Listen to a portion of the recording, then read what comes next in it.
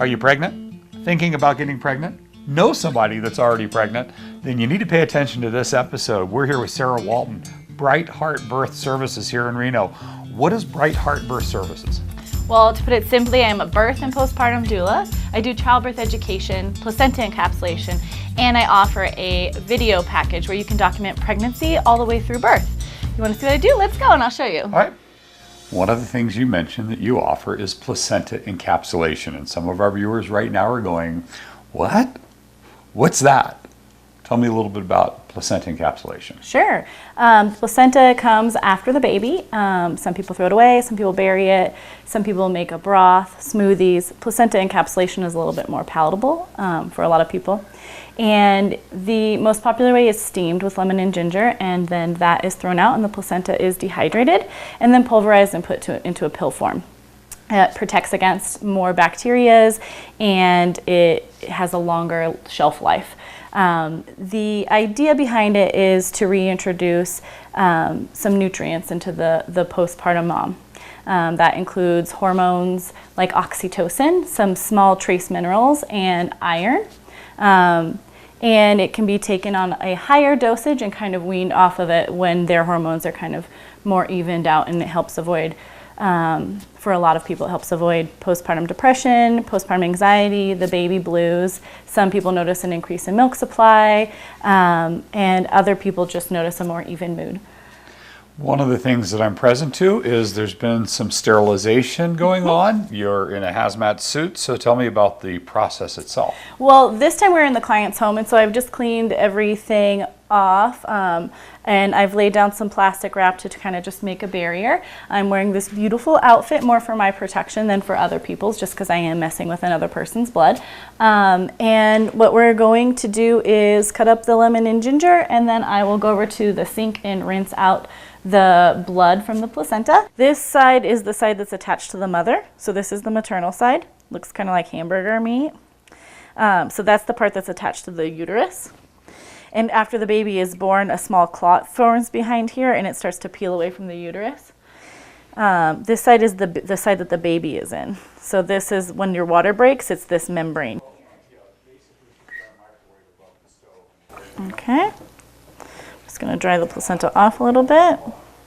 Okay, so I'm just going to put the cord in a pretty way. I'm putting some of the blood that I saved on the placenta so that I can take a cool print of it. So I'm just going to lay this down on here. And kind of push it down. There's one, but I'm going to do one more because that one's pretty wet. So we basically make a little nest out of the lemon and ginger in here. And then we take the placenta and we set it in here, maternal side up. So we let that steam for about 15-20 minutes. It all depends on the size of the placenta, how long it takes to really heat it all the way up. And then we'll slice it and we'll put it on that dehydrator. I want to make sure people watching don't think this is something you can try at home or do it yourself. You went through a lot of training and there's variables involved here. Yeah, there are. There are actually multiple ways that you can do this process, and the safety of it depends on the mother herself and how the birth and delivery went and how the placenta's been stored up until the point of processing. So that's a conversation I have with each client, and it can always be adjusted depending on how their birth goes. And there are different preparations as a result of those variables. Absolutely, so not just one preparation fits all. Yeah, there are some that are safe for some circumstances and some that would be very dangerous in other circumstances. A lot of training, very expensive training for you to even be able to prepare a placenta. So what are we going to do now? Yeah, so this is the placenta. It's basically shrunk down. In the steaming process, there is a considerable amount of mass lost. So this is the maternal side, and then over here you can still see those little veins. So now I'm just going to slice it up and put it on the dehydrator, and then we're going to dehydrate it. There's only a few mammals out in the wild who do not eat their placenta. I think the camel is one of them, and humans may be another one. So there is definitely some nutrients in there. They've done a lot of studies to figure out why animals eat their placenta, and they still aren't totally sure why. So there's got to be some benefits and some reason that they're doing that. We're going to take the dried placenta, I'm going to grind it up in this little grinder, and then we're going to put it in pill form. You are also a doula. For people that don't know what a doula is, what's a doula? A doula is a person who provides physical, informational, and emotional mental well-being support for people through pregnancy, labor, and in the postpartum period. Okay, so kind of share with me what kind of services, what kind of support, how this whole process works. Depending on when we're hired in the process, we have a checklist of things and steps that we can go through. We kind of work as what some people would see as maybe a wedding planner for birth. So we're an event planner for birth.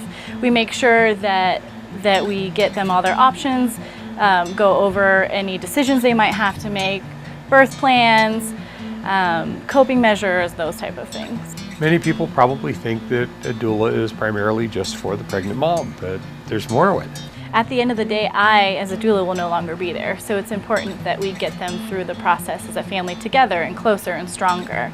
There are so many partners and mothers and fathers who've come to us afterwards and said, you guys were great, we couldn't have done it without you. It's not just the mothers, it's the whole family, the whole team. We've had nurses, we've had doctors, we've had midwives. I'll be very, very excited about having a doula in the room. Today we're going to have the pleasure, a gift from a family that's very close to delivery, and they're willing to share what it's like from their perspective. So why don't we go meet them? Julie, thank you for having us in your home. Hi Mitch, nice to meet you. You're welcome. Tell me what it is like for you to have a doula. What have you gotten out of it thus far? I mean, you're still before delivery, so what have been the benefits from having a doula? Pretty much I could ask her anything, any question, any concern, any symptom or fear that I've had. She's always been available via text, email, phone call. I understand we're going to get a chance to even follow you through the delivery process and after postpartum. Thank you so much for allowing us to do that. Absolutely. First of all, Julie, congratulations. Thank you. Great time in life. Exciting. Nice and resting and peaceful. Great times for mommy. Tell me a little bit about looking back now at the process of having a doula. How did that impact your whole process of having a baby? Sarah was very helpful in the process just by helping me be more prepared and educated with my decision making and advocate for what I wanted as far as my birth plan went, and just to know kind of the next step and what was going to happen next. Having Sarah there during the delivery, how did that impact the process? She had a lot of insight and was able to kind of prep me for what was happening next, and there was a point where I started to panic and she was able to help me keep calm and know that everything was going to be okay. So that was really helpful.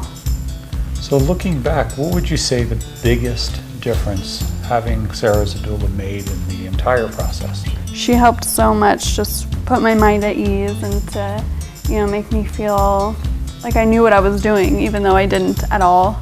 Well, she does this virtually every day, so of course that does help prepare you. So yeah, doing it all over again, wouldn't hesitate. Not at all. Yeah, I would recommend a doula to any and everyone, no matter what. Even though you've already had one, you would still have a doula for your next one. Right. Ed and Kathy, Grandma and Grandpa, and Rolanda's dad, congratulations. Thank you so much. I want to ask a question. There's, I think, a misconception that doula is for the birthing mother. So if you wouldn't mind, tell me how having a doula impacted you as a father. So I didn't know what to expect, and I read some information about what the doula does and how they help the moms, but Sarah was amazing. Like I said, I didn't know what her job was, but she did everything. She obviously comforted the mom, she made sure I was okay, and she did a great job. She wasn't there replacing you in any way, shape, or form. She wasn't, but as a first-time parent, if I was going to be there by myself, I think it would have been very difficult. So she was supporting you as well? Yes, so I was very happy she was there. And how did that impact you as Grandma and Grandpa? I've never been a grandma before, so it was really awesome to see Sarah in action helping my little girl, because she's obviously my precious child. So to see Sarah there to help my daughter and then to tell me in very special ways, how to help Julie get through the contractions. It was amazing. Kind of like each one of us have a job. Not a job, but when she's having a contraction, here's what you can do this. It was cool. I felt completely comfortable with her. In fact, I don't even know why we were at the hospital. She could have done it all. But it was That says a lot. amazing. Yeah, it was amazing being a part of it. You've had children before, so I have, yeah. knowing now what it's like to have a doula, I sure wish I would have had Sarah. Yeah. She was awesome. She really Yeah. was. She was great. Yeah. congratulations again, everyone. Thank you. What a difference you've made in this family's lives. It's a pleasure to be able to witness that. What made you get into being a doula and a placenta encapsulator? At the end of the day, I want everyone's experience from pregnancy through birth and postpartum to be a positive experience. I don't care how you have your baby. I don't care whether it's in the woods. I don't care if it's on a table. I really don't care. But I do care that you feel positive and empowered. That's why I do gentle birth, childbirth education. I do birth doula services. I do placenta encapsulation, and I do postpartum doula support. When should somebody retain a doula? At what point in their pregnancy? I would say to do it as soon as you know you're pregnant. Good doulas fill up quickly. We're limited to how many people we can take in a month, and the fee is the same whether you hire them the day that that test is positive or the day that you go into labor. So you might as well get as much support and information for as long a period of time. Bang for the buck. Yes, absolutely. How would somebody go about retaining your services? They can call or text me at my number, which is 775-235-8272, or they can check out my website, which is brightheartbirth.com. That's Sarah Walton, Bright Heart Birth Services. Thank you so much. Thank you. I've enjoyed this one a lot. It was lovely. Thank you. Yeah, thank you.